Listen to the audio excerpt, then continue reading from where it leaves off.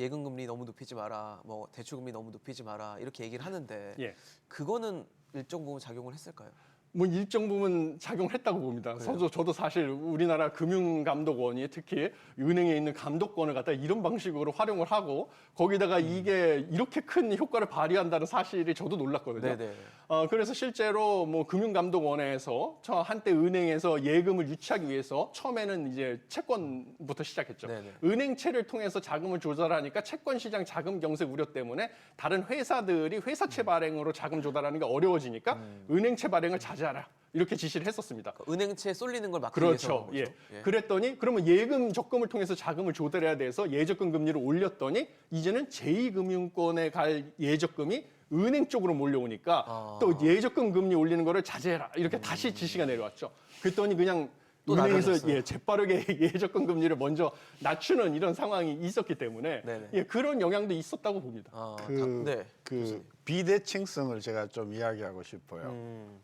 뭐냐 하면 뭔가요?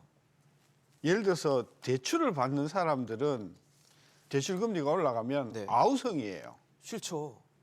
진짜 막 죽겠다고 소리 이자 지르거든요. 많이 내라니까. 근데 예금을 드는 사람들이 이자가 내려가면 이야기를 안 해요.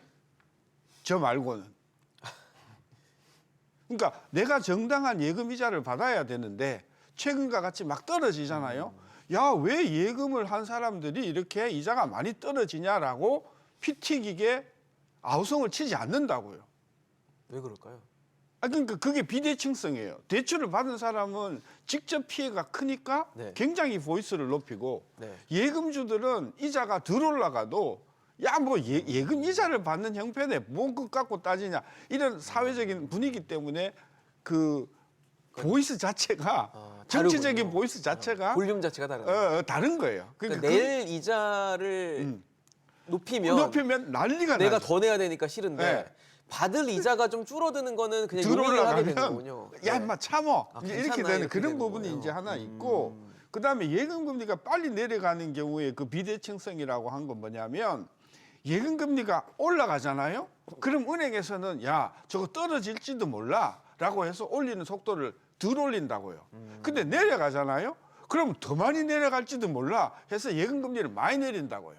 비관적이네요. 되게. 그러니까 그게 비대칭성이에요. 그러니까 예금주와 대출주의 비대칭성, 정치적인 이게 있고, 그다음에 은행을 예금 금리를 결정하는 은행들이 네. 내려갈 때는 굉장히 과속으로 내려가는 이유가 높이 줬다가 나중에 큰 낭패를 당할지 모르니까 미리 많이 내려놓죠.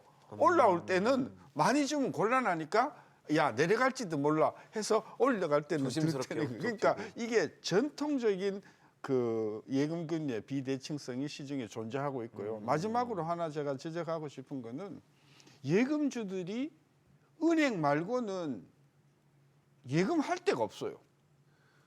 투자처가 없다는 거죠. 뭐 그래서 지금 주식 이야기 하시는데 네네. 채권 이야기 하시는데 그건 진짜 간이 큰 사람들 이야기예요. 우리 같은 이렇게 노년에 있는 사람들은 네네.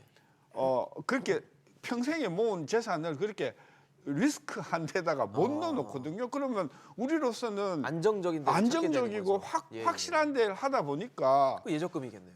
예적금 중에서도 제2금융권에는 못 하는 거죠. 거긴 또 리스크가 그렇죠. 그래서 있다고 보니까. 제가 이런 문제점을 이번 기회에 저는 정부가 조금 고려해 줘야 되는 게 저 같은 사람들이 확실하면서도 국가의 경제에 이바지할 수 있는 국채에 투자할 수 있는 기회를 네네.